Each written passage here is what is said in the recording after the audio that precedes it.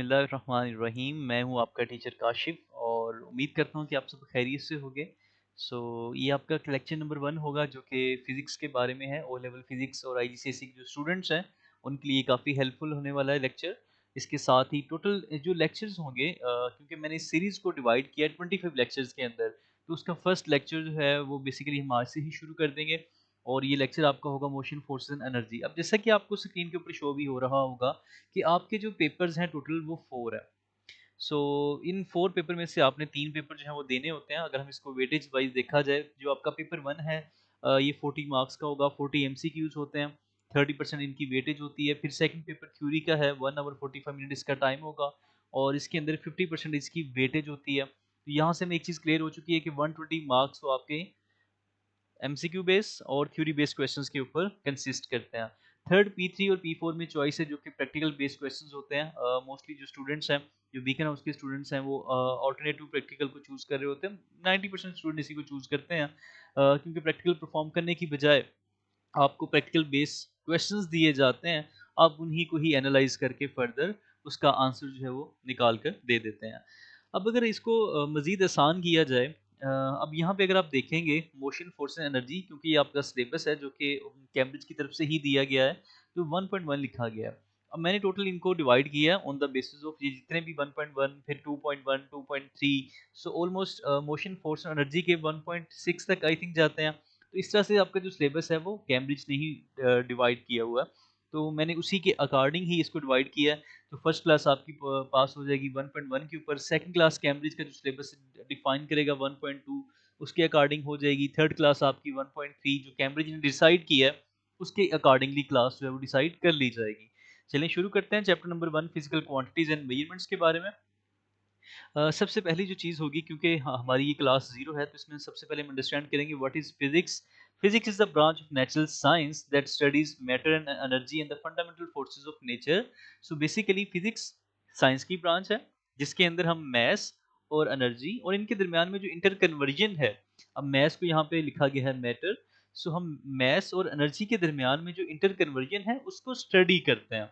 तो उसी के रेलिवेंट जो है हमारी ये जितनी भी कैलकुलेशन फिजिक्स के अंदर होती है, वो मैथ्स और एनर्जी, और इनमें कितना ज़्यादा इंटरचेंज होता रहता है। मैथ्स को हम कन्वर्ट कर रहे होते हैं एनर्जी के अंदर, एनर्जी को यूज़ करके दोबारा मैथ्स के ऊपर इम्प्लीमेंट किया जाता है, तो इसी के रेलिवेंट रहा जाता है।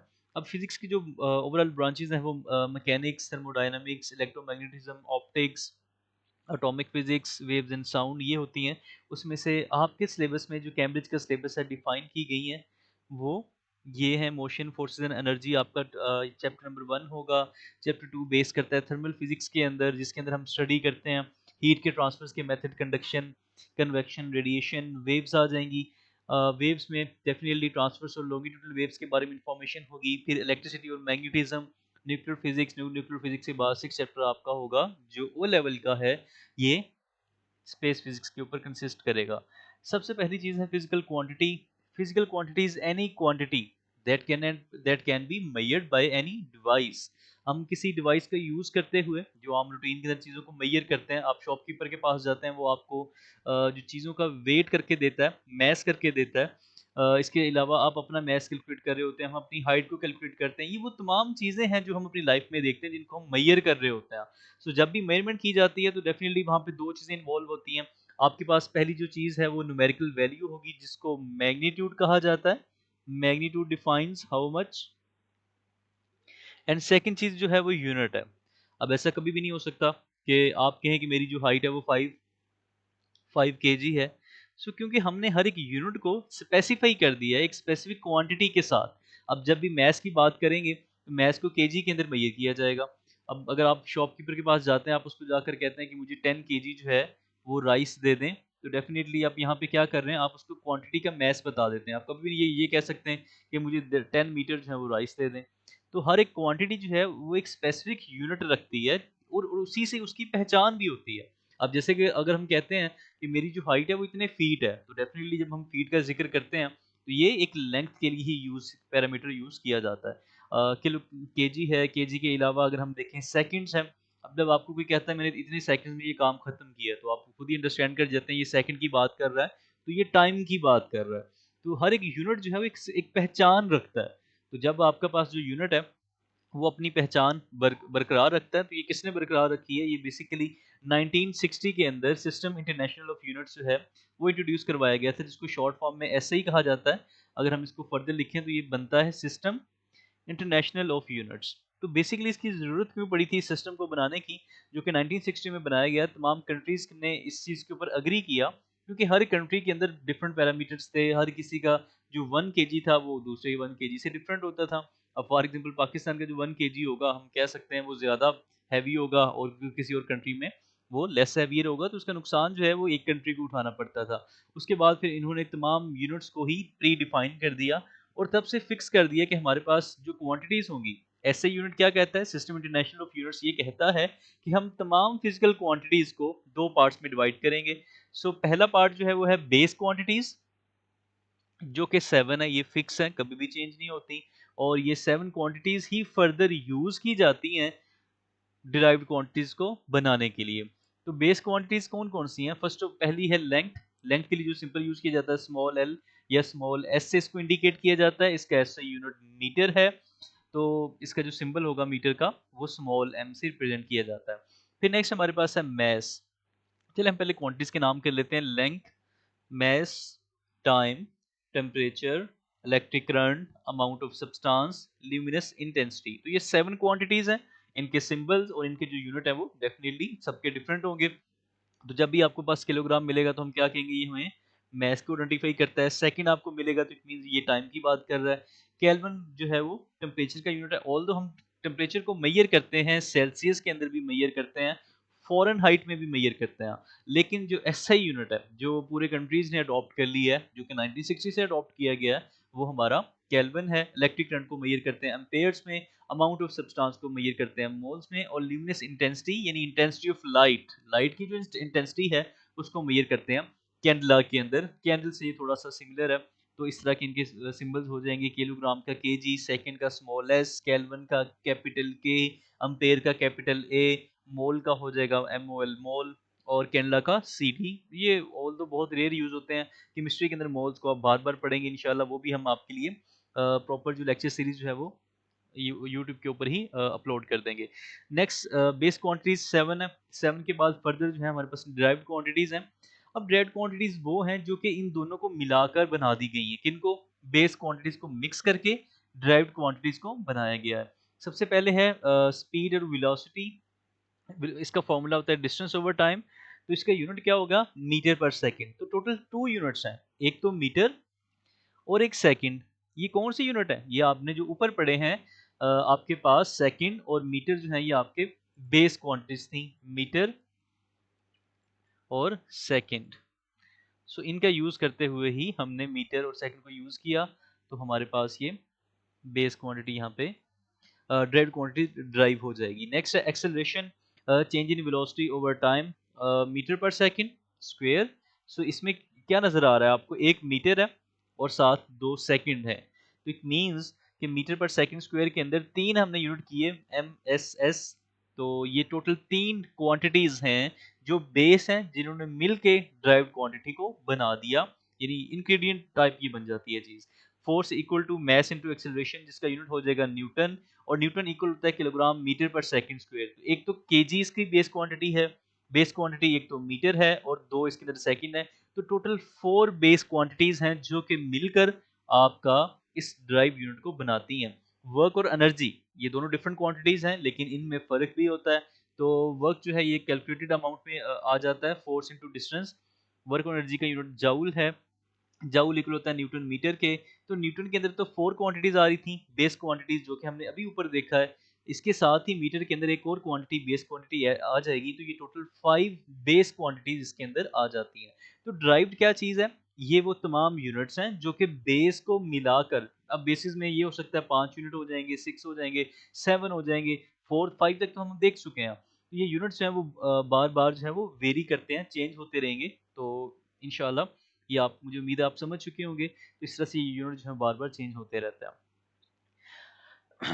अब इनमें जो मेजर सा फ़र्क है वो यही है कि जो नंबर होते हैं बेस क्वांटिटीज़ में वो 7 है। 7 से कम भी नहीं हो सकते, 7 से ज़्यादा भी नहीं हो सकते। फिर जो सेकंड डिफरेंस है कि derived quantities number of many times हो सकती हैं, इसकी एग्जांपल आपने बता देनी है।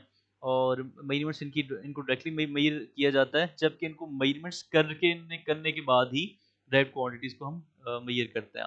फिर जो हमारे पास फिजिकल क्वांटिटीज़ हैं, उनकी फर्दर 2 टाइप्स हैं। पहले हमने कहा कि फिजिकल क्वांटिटीज़ की 2 टाइप्स हैं, वो कौन-कौन सी? बेस और ड्राइव्ड क्वांटिटीज़। अब इनकी फर्दर हम ये कह सकते हैं इनकी 2 क्वांटिटीज़ हैं, क्योंकि इनमें भी एक माइन्यूट सा डिफरेंस है, वो डिफरेंस है डायरेक्शन का। अब जितनी भी फिजिकल क्वांटिटीज़ हैं, उन सब के अंदर जो चीज़ कॉमन है वो मैग्नीट्यूड और उसका जो यूनिट है वो सबको रिक्वायर होता है। लेकिन अगर किसी ऐसी क्वांटिटी को बताने के लिए हमें डायरेक्शन की भी ज़रूरत पड़े, तो वो क्वांटिटी वेक्टर क्वांटिटी कहलाती है। तो अगर हम इसको ज़रा शॉर्ट टर्म में देखें कि स्केलर के अंदर जो चीज़ें रिक्वायर्ड है मैग्नीट्यूड और यूनिट, जबकि वेक्टर के अंदर वेक्टर को डिस्क्राइब करने के लिए हमें मैग्नीट्यूड के साथ, यूनिट के साथ हमें डायरेक्शन भी बताना पड़ती है। तो हर एक फिजिकल क्वांटिटी के अंदर 2 चीज़ें तो कॉमन ही हैं, वेक्टर के अंदर भी ये 2 चीज़ें आती हैं। ये एमसीक्यू पॉइंट ऑफ व्यू से बात इंपॉर्टेंट है कि अगर डायरेक्शन को इंडिकेट करना पड़ जाए तो वो क्वांटिटी वेक्टर क्वांटिटी कहलाएगी। अब जैसे कि इसकी एग्जांपल हम यूँ समझते हैं कि एक बंदा आपको आके कहता है कि मेरा घर जो है वो यहाँ से 15 किलोमीटर दूर है। अब वो 15 किलोमीटर यहाँ से मैं जहाँ बैठा हूँ, यहाँ से राइट साइड पे भी हो सकता है, लेफ्ट पे भी हो सकता है, नॉर्थ में हो सकता है, साउथ में हो सकता है। तो इसकी कोई स्पेसिफिक इन्फॉर्मेशन जो है वो हमें बताई नहीं गई। हमें नहीं मालूम वो डायरेक्शन किस तरफ को हो सकती है। तो अगर इस तरह से हम इसको देखें, तो अगर मैं ये बात ऐसे करूं कि मेरा घर जो है यहाँ से 15 किलोमीटर ईस्ट में है, तो इससे क्या क्लियर हो जाता है कि मुझे राइट साइड को मूव करना है और मैं अपनी डायरेक्शन को अचीव कर लूंगा। तो इस चीज़ ने हमें एक कंप्लीट इन्फॉर्मेशन प्रोवाइड कर दी। अब यहाँ से हम डिफाइन कर सकते हैं vector quantities are those quantities which need direction for their description, they are called vector quantities. So इनमें जो फ़र्क है, कुछ मैंने क्वांटिटीज़ यहाँ पे नेम कर दी हैं। फर्स्ट ऑफ ऑल आपके पास डिस्टेंस है जो कि स्केलर क्वांटिटी है, जबकि डिस्प्लेसमेंट जो है एक वेक्टर क्वांटिटी है। स्पीड जो है एक स्केलर क्वांटिटी है, वेलोसिटी एक वेक्टर क्वांटिटी है। उसके जैसी ही होती है mass, time, temperature, energy, work, power, pressure, density, volume, area, frequency, acceleration. अब आ जाते हैं वेक्टर के ऊपर।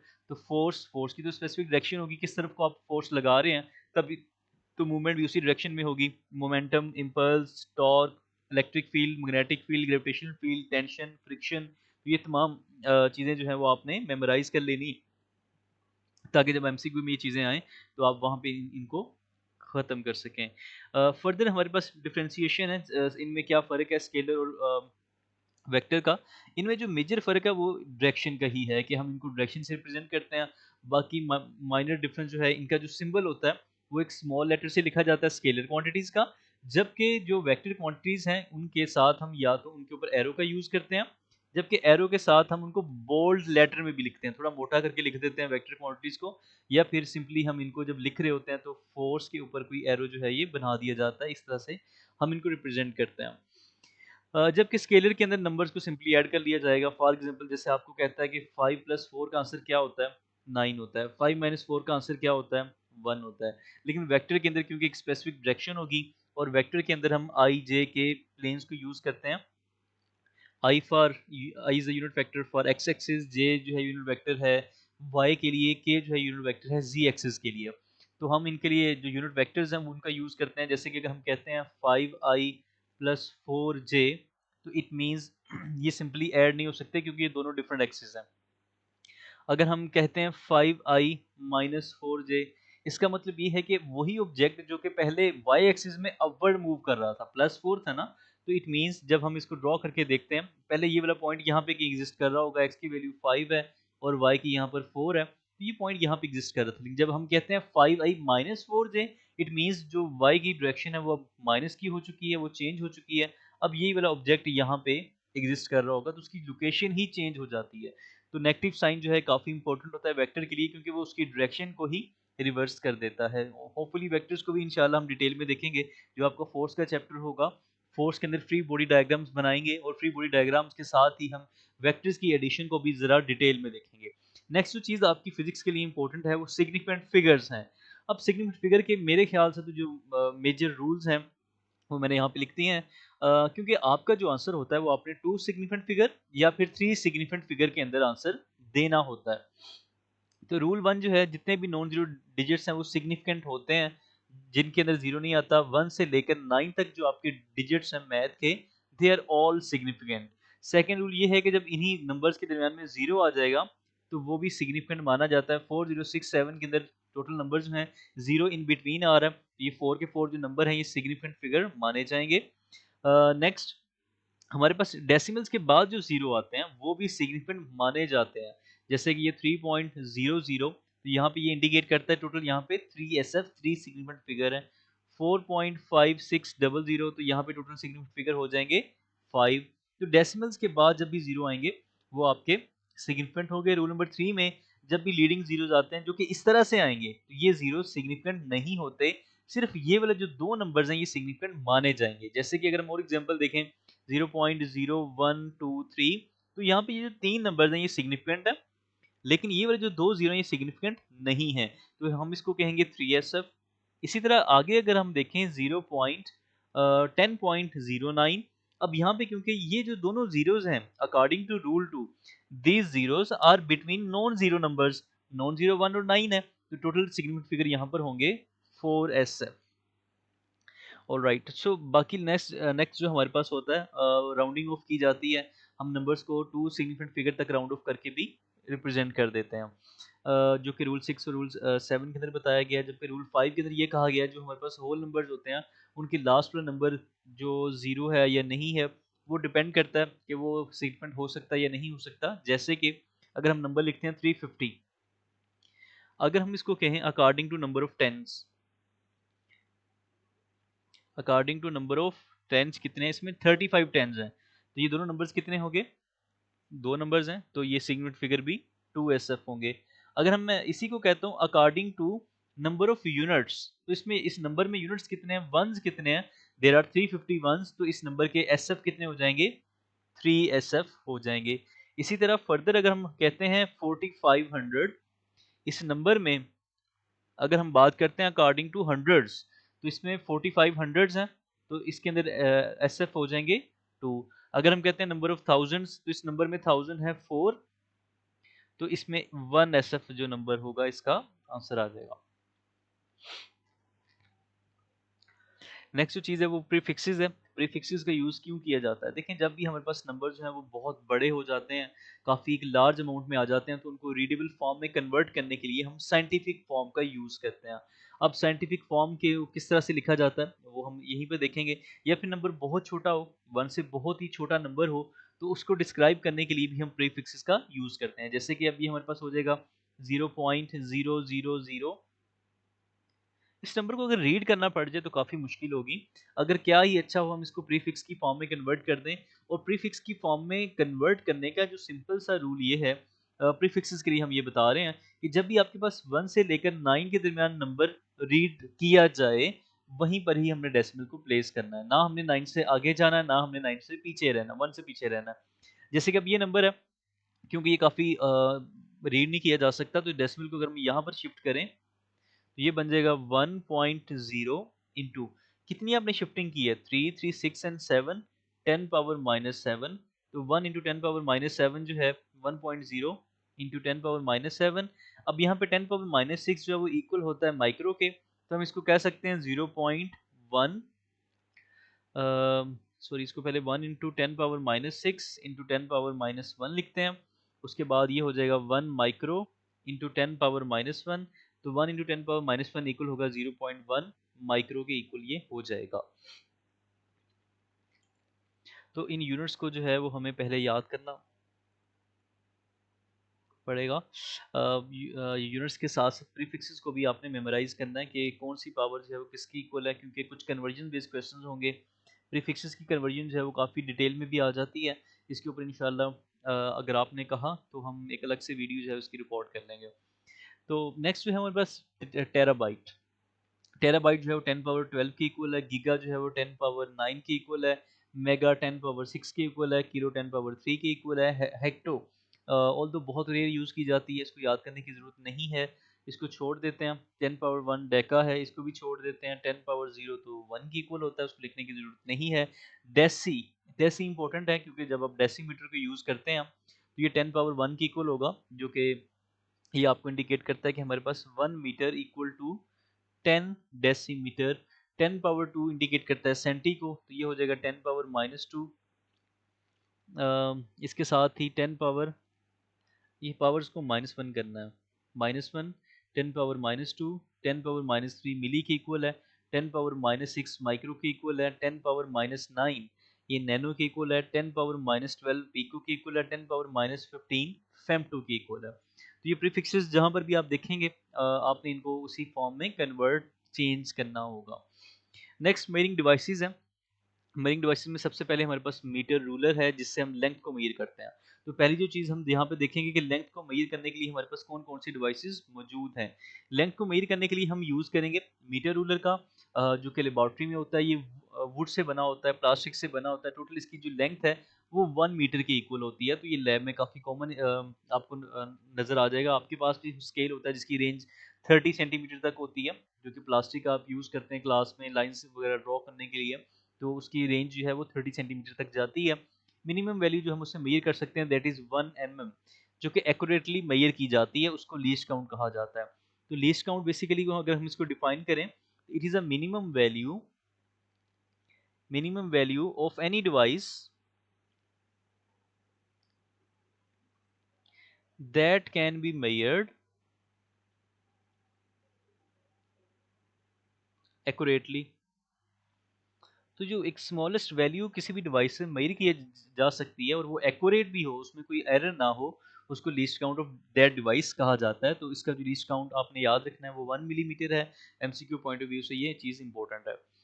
Next मेयरिंग tape. मेयरिंग टेप का यूज़ हम तब करते हैं जब हमारे पास कोई कर्व्ड पाथ आ जाए। देखिए, अब जब भी हम किसी फुटबॉल की मेजर करना चाहते हैं उसका डायमीटर कितना है, तो आप उसके लिए मेयरिंग टेप का यूज़ कर सकते हैं, क्योंकि वहाँ पे हमारे पास एक कर्व्ड पाथ आता है। कर्व्ड ट्रैक को मेजर करने के लिए ही मेयरिंग टेप का यूज़ किया जाता है। ये उससे ज़्यादा बेटर है, लेकिन इसकी जो लीस्ट काउंट है वो भी 1 मिलीमीटर है।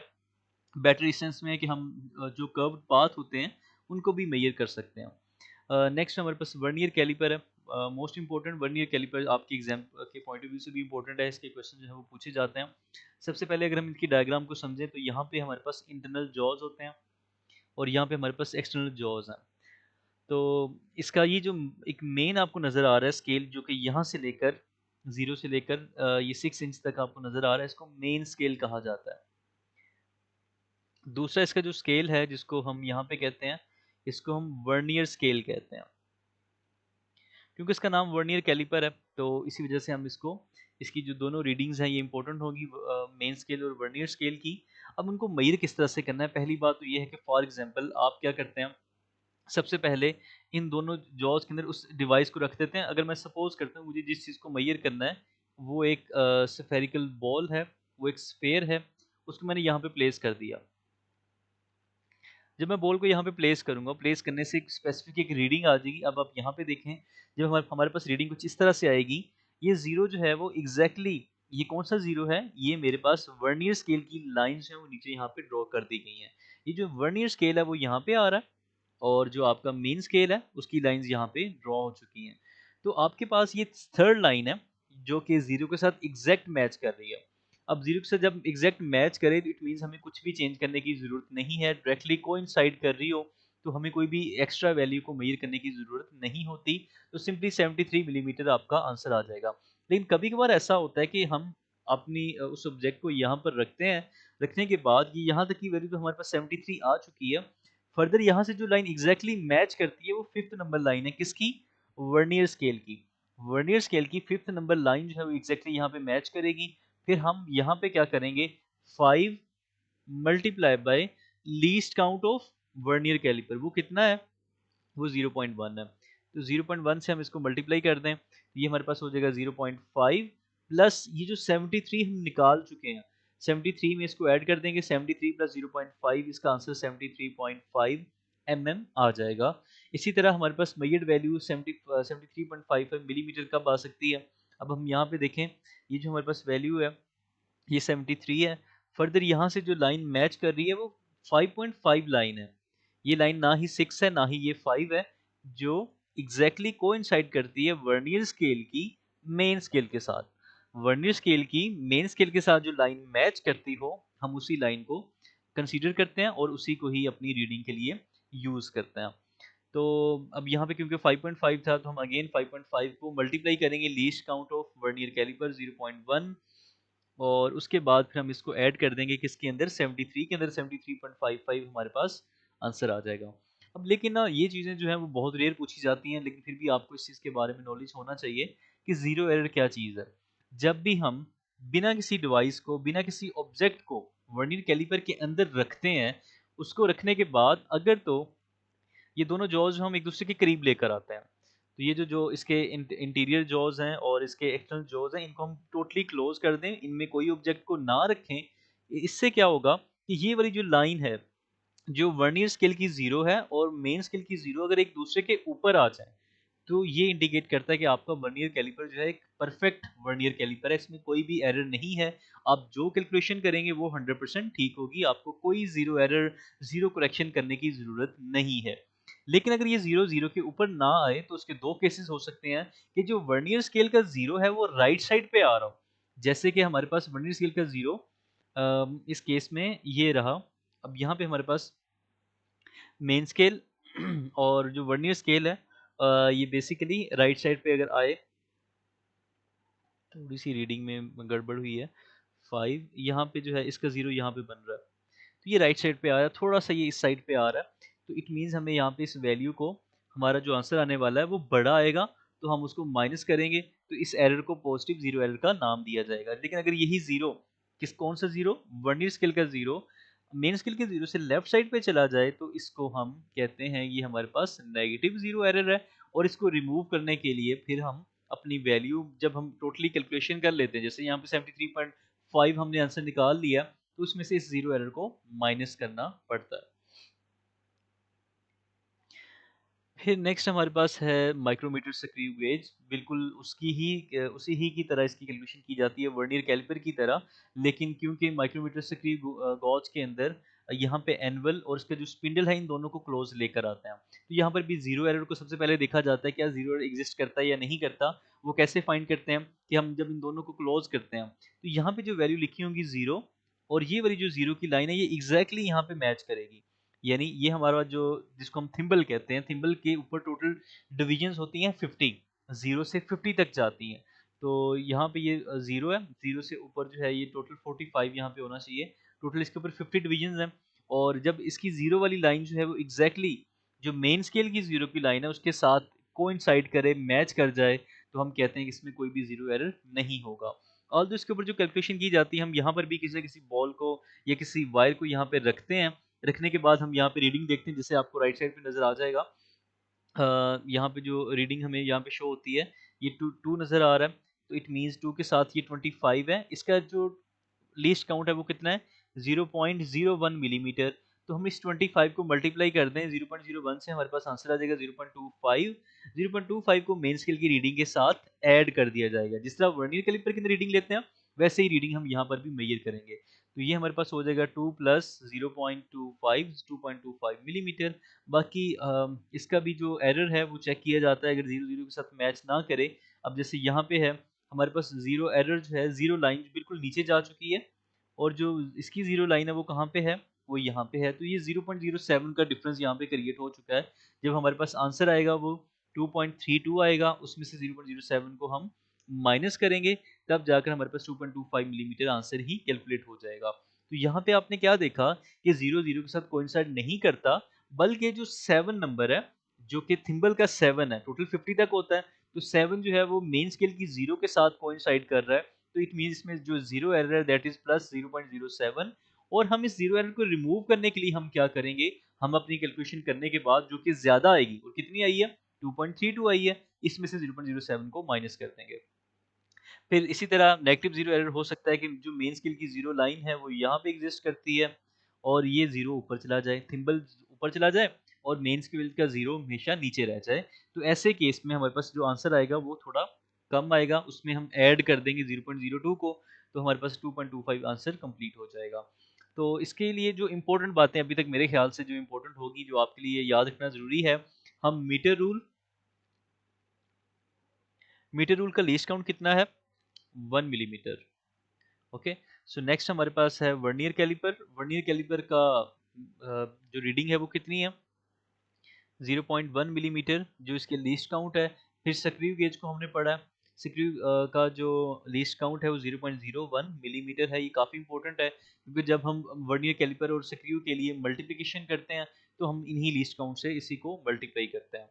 नेक्स्ट, मैसेज को मेजर करने के लिए जब भी आपके पास डिवाइस का नाम आ जाएगा, आप एमसीक्यू में देखेंगे जहाँ पर भी आपको बैलेंस का वर्ड नज़र आ जाए ना, तो इट मीन्स वहाँ पे वो क्या चीज़ फाइंड आउट कर रहा है, वो मैथ्स को मेजर कर रहा है। क्योंकि 95% जो डिवाइसेस हैं उनके नाम में बैलेंस आता है, उससे हम क्या मेजर करते हैं, उससे हम मैथ्स को मेजर कर रहे होते हैं। मैथ्स का यूनिट केजी है और इतना ही आपके लिए जानना ज़रूरी है। नेक्स्ट हमारे पास स्टॉप वॉच है। स्टॉप वॉच के अंदर हमारे पास जो मेन इसकी टाइप्स हैं वो digital stop watch, analog stop watch. Digital जो कि आजकल यूज़ की जाती है, आप एक बटन प्रेस करते हैं, रीडिंग जो है वो कैलकुलेट होना शुरू हो जाती है। लेकिन इसमें ह्यूमन एरर आने के चांसेस क्यों होते हैं? क्योंकि जब फॉर एग्जांपल अगर आपको कहा जाता है कि आपने स्टॉप वॉच को ऑन करना है, जैसे ही वो जो रेसर है वो भागना शुरू कर दे, तो इसमें क्या होगा कि हम रिएक्शन टाइम 0.3 से 0.5 सेकंड का एक रिएक्शन टाइम जो है ये ह्यूमन एरर क्रिएट हो जाता है। तो हमें इस चीज़ को अवॉइड करना चाहिए। नेक्स्ट जो चीज़ हम मिस कर चुके हैं आपके सिलेबस के अंदर वो है हमारे पास एरर। अब इस एरर को हम पैरेलल एरर का नाम देते हैं। इसमें होता क्या है कि हमारे पास जब भी हम रीडिंग लेते हैं, फॉर एग्जांपल अगर हम मेजरिंग सिलेंडर को मेजर करना चाहते हैं, उसके अंदर हमने ये वॉल्यूम को ऐड किया है, तो जब आपने रीडिंग लेनी है तो आपकी आई का जो लेवल है वो एग्जैक्टली उसके सामने होना चाहिए। ऐसा ना हो कि आप मीटर रूल के ऊपर रीडिंग लेने के लिए बैठ जाएं और आप उसको साइड से व्यू करके बोलें। जैसे कि अगर यहाँ पे हम किसी डिवाइस को यहाँ पे मेजर करते हैं, हम कहते हैं ये बॉल की जो लेंथ है वो आपने फाइंड आउट करनी है। अगर आपकी आंख यहाँ पर है तो आप इस साइड से देख रहे हैं, तो आप इस चीज़ को जब मेजर करेंगे तो आप इसकी एक रॉन्ग वैल्यू प्रोवाइड कर देंगे। तो कोशिश यही करनी है कि जब आप रीडिंग लें तो आप मेनिस्कस लेवल के ऊपर आकर लें, सामने आकर उस चीज़ को मेजर करें ताकि हमारे पास हमारी रीडिंग के अंदर पैरेलॉक्स एरर जनरेट ना हो। सो नेक्स्ट हमारे पास जो होंगे ये कुछ एमसीक्यूज और P1 और P2 के कुछ क्वेश्चंस हम सॉल्व करते हैं। The first question, diagram shows a rectangular metal sheet close to two rulers, what is the area of the metal sheet. अब क्योंकि जो एरिया है वो इक्वल होता है length into width, so definitely यहाँ पे हम अगर इसको मेजर करें, ये हमारे पास वैल्यू जो आती है दैट इज 5 और ये हो जाएगी 25। तो इसकी जो एक साइड बन जाएगी दे ये हो जाएगी 20 और दूसरी साइड जो होगी वो 10 से शुरू होकर जाती है 45 तक, तो ये हो जाएगी 35। अब 35 इंटू 20, तो ये हो जाएगा लेंथ इंटू विड्थ, ये इक्वल होगा 700 सेंटीमीटर स्क्वायर के इक्वल इसका एरिया आ जाएगा। नेक्स्ट हमारे पास क्वेश्चन है, student measures the volume of three liquid using three different measuring cylinders. अब जैसे कि लास्ट में मैंने आपको थोड़ी देर पहले बताया था कि हमारे पास जो मिनिस्कस लेवल है वो काफ़ी इंपॉर्टेंट होता है। तो मिनिस्कस लेवल को अंडरस्टैंड करने करते हैं यहाँ पे। अब यहाँ पे ये एग्जैक्टली ये जो रीडिंग आती है 1, टोटल लाइंस हैं टोटल 5, तो इट मीन्स ये वैल्यू होगी 1.2 क्योंकि 1 से लेकर 5 तक 5 लाइंस हैं। एक लाइन जो है वो 1 को रिप्रेजेंट करेगी तो ये हो जाएगा 1.2। सिमिलरली 2 से 3 के दरमियान में 5 लाइंस हैं, 1 2 3 4 एंड 5, तो एक लाइन रिप्रेजेंट करती है 0.2 को, तो ये सेकंड लाइन के ऊपर जा रहा है तो ये हो जाएगा 2.4। तो यहाँ पे उसने इसको कैलकुलेट किया 2.2, इसको 2.4 होना चाहिए था। जबकि थर्ड वैल्यू है, अगेन हमारे पास 5 लाइंस हैं तो एक लाइन रिप्रेजेंट करती है 2 को, तो ये एग्जैक्टली 25 है, तो ये हमारे पास वैल्यू 25 ठीक होगी, 1.2 भी ठीक है। सिर्फ एरर कहाँ पे है, वो सेकंड के अंदर है। तो which readings are correctly recorded, 1 and 3 only are correctly recorded here. The diagram shows an enlarged drawing of the end of a meter ruler. It is being used to measure the length of small feather. Feather की length 10 से लेकर यहाँ तक जाती है, ये almost बनती है 19, तो हम इसको 19 मिलीमीटर ले रहे हैं। यहाँ पे जो अपर स्केल है ये मिलीमीटर का है और जो लोअर स्केल है ये वो सेंटीमीटर का है, तो यहाँ पे 19 मिलीमीटर हमारा करेक्ट आंसर हो जाएगा। Four athletes run twice around a track. The table shows their time at the end of each lap. Which athlete runs the second lap the fastest? किसने second lap को fastest cover किया होगा? तो काफ़ी easy है, आपके पास calculator होगा। 47.04 से 22.99 को माइनस करेंगे, 47 से 23.04 को माइनस करेंगे, तो इससे हमारे पास वैल्यू जो आएगी दैट विल बी 23.96। यहाँ से जो वैल्यू आएगी वो 23, तो ये बनेगी 24.05। यहाँ से जो वैल्यू आएगी दैट विल बी 24.02। यहाँ से जो रीडिंग कैलकुलेट होकर आएगी वो हो जाएगी 23.39.15 का गैप है।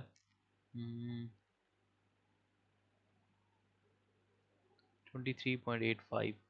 सो जो हमारे पास डी पार्ट है वो इसका करेक्ट आंसर हो जाएगा, क्योंकि डी के अंदर जो डिफरेंस है वो सबसे स्मॉलर आएगा। तो आप इसको ज़रा वेरीफाई कर लीजिएगा अगर मेरी कैलकुलेशन में कोई गलती हो जाती है in case. In order to determine the period of a pendulum, a student times one complete swing of the pendulum using an analog stop watch with the second hand, which change of method produces the greatest improvement in accuracy? Asking a friend with a shorter reaction time to take the measurement। देखिए जब भी friend भी अगर use करेगा stop watch को, तो जो human error है वो तो सेम रहेगा, तो यानी ये मेथड तो उसका अच्छा नहीं होगा। Measuring the time for 100 swings of the pendulum and dividing it by 100, ये वो अच्छा मेथड है कि वो क्या करे कि 100 टाइम्स की रीडिंग ले ले और उसको बाद में उसके एवरेज कैलकुलेट कर ले, यानी 100 रीडिंग को ऐड करे फिर 100 से डिवाइड कर ले। तो ये चीज़ जो है ये एक काफ़ी ज़्यादा बेनिफिशियल हो सकती है। ये इसका करेक्ट आंसर हो जाएगा। A student investigate the oscillation of a mass suspended from a spring. The student pulls the mass down from its rest position P and then release it so that it oscillate vertically.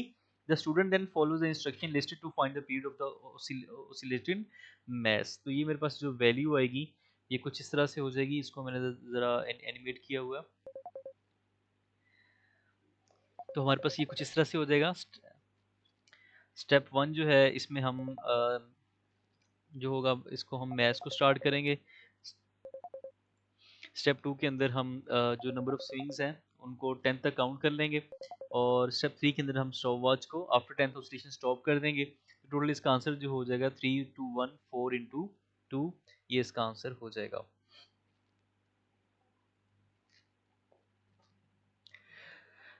Which single operator is used to find the volume of solid cube and which single operator is used to find the volume of quantity of liquid? अब volume of solid cube जो है cube की all length equal होती है, तो it means अगर हमारे पास कोई भी क्यूब जो है वो दे दिया जाए, हमें सिर्फ उसकी एक साइड को मेजर करना है। और लेंथ को मेजर करने के लिए हम क्या यूज़ कर सकते हैं, हम बैलेंस का यूज़ कर सकते हैं, तो फर्स्ट टू ऑप्शन ठीक हो सकते हैं। लेकिन सेकंड जो चीज़ है हमने वॉल्यूम फाइंड आउट करना है लिक्विड का, तो उसके लिए यूज़ करेंगे मेजरिंग सिलेंडर को, क्योंकि मेजरिंग सिलेंडर के अंदर आपके पास कोई ना कोई लिक्विड जो है वो आप इसमें वॉल्यूम को मेजर कर सकते हैं। ये केमिस्ट्री के अंदर आप बड़े अच्छे तरीके से इसको देख चुके होंगे। तो volume of liquid liquid form में होगा तो सिंपली उसके अंदर इंसर्ट करते हैं। तो जो भी आपके पास यहाँ पे लेबल दिए जाते हैं रीडिंग के 25, 50 एंड अप टू 100 और 500 तक के भी ये होते हैं मेरिंग सिलेंडर, आप उसको वेरी करके इसको फाइंड आउट कर सकते हैं। The time for 10 swings of a pendulum are measured, what is the average time for one swing? तो तीन रीडिंग्स ली हैं उसने, तो हम तीनों को अगर ऐड करें 10 plus 12 plus 10.48 plus 10.24, average find out करनी है, इसको बाद में 3 से डिवाइड कर दें। 24 48 हो जाएगा 72, 84, 30.84 डिवाइड बाई 3, तो ये हो जाएगा 10.28। तो डी पार्ट इसका ठीक हो जाएगा। Which measuring instrument can be use to find the volume of a small stone? अब स्टोन का वॉल्यूम फाइंड आउट करना है, जब हम डेंसिटी वाले चैप्टर को पढ़ेंगे तो डेफिनेटली वहाँ पे हम इस चीज़ को डिटेल में देखेंगे कि मेजरिंग सिलेंडर किस तरह से हेल्पफुल होता है। तो हम वॉल्यूम ऑफ स्मॉल स्टोन को फाइंड आउट करने के लिए यूज़ करेंगे measuring cylinder partly filled with water, उसके अंदर पहले से वाटर इंसर्ट किया होगा। फॉर एग्जाम्पल इसके अंदर वॉल्यूम ऑफ वाटर जो है वो 25 है, ये आपका वाटर है। फिर हम उस स्टोन को इंसर्ट करते हैं, स्टोन को इंसर्ट करने से इसका वॉल्यूम राइज करके चला जाता है 50 के ऊपर, और हमें इस ये चीज़ बता देगी कि जो आपने स्टोन इंसर्ट की उसका वॉल्यूम कितना हो जाएगा 25, बिकॉज 50 माइनस 25 विल बी 25। ये अगर हम इसको 60 कह दें, 60 माइनस 25 इक्वल टू 35, तो उसका वॉल्यूम जो है V2 माइनस V1, यानी फाइनल वॉल्यूम से इनिशियल वॉल्यूम को माइनस करके हम फाइंड आउट कर सकते हैं कि स्टोन का वॉल्यूम कितना होगा। Question number 10 है a lump of modeling clay is moved from a small milling cylinder to a large milling cylinder that has twice the diameter। modeling clay जिसका diameter जो है वो twice है, तो उसको last the reading on the small milling cylinder goes down by 20 centimeter cube, by how much does the reading on the large cylinder go up?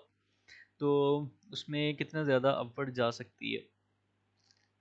Small के ऊपर 20 है, इसके अलावा उसमें भी कोई फ़र्क नहीं पड़ेगा, क्योंकि जब हम स्टोन को इंसर्ट करेंगे ये दोनों के दोनों वॉल्यूम को मेजर करते हैं, तो इसका वॉल्यूम भी 20 सेंटीमीटर क्यूब तक ही राइज करेगा, उसमें कोई डिफरेंस ऐसा नहीं होगा।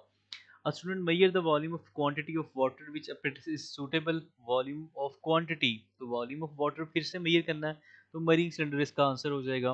विच list places units of length in increasing order of magnitude, यानी जो सबसे छोटा होगा फिर उससे बड़ा फिर उससे बड़ा, तो मिलीमीटर जो है ये हमारे पास सबसे छोटा है, उससे बड़ा सेंटीमीटर, सेंटीमीटर से बड़ा metre.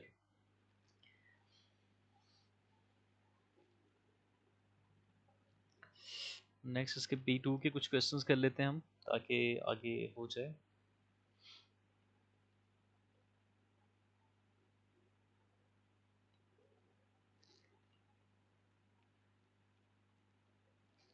A student want to measure the diameter of a wire. The wire is thinner and it has a single graduation on her ruler. She coils the wire carefully and makes 12 loops as shown in figure 2.1. Describe how she can use her ruler to determine the diameter. अब basically diameter अगर आप इस wire को देखें ये काफ़ी एक break सी wire है, तो हमें इसका डायमीटर फाइंड आउट करना है। डायमीटर को फाइंड आउट करने के लिए हम क्या करेंगे, इसके लिए हम वर्नियर कैलिपर का यूज़ करेंगे। So we will use vernier caliper.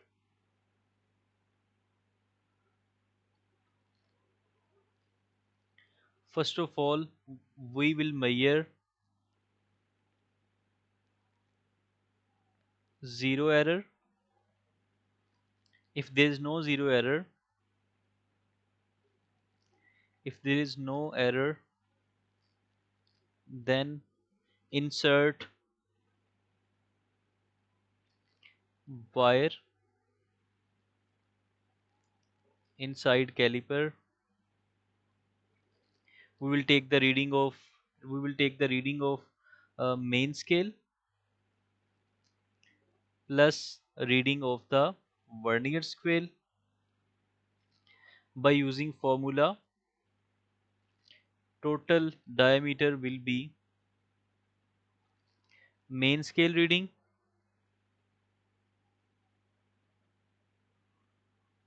Plus vernier scale reading जो कि एग्जैक्टली कोइंसाइड करती है, मल्टीप्लाई बाय 0.1 मिलीमीटर करके हम इसका आंसर निकाल लेंगे। बस इतना ही हमें यहाँ पे डिस्क्राइब करना है।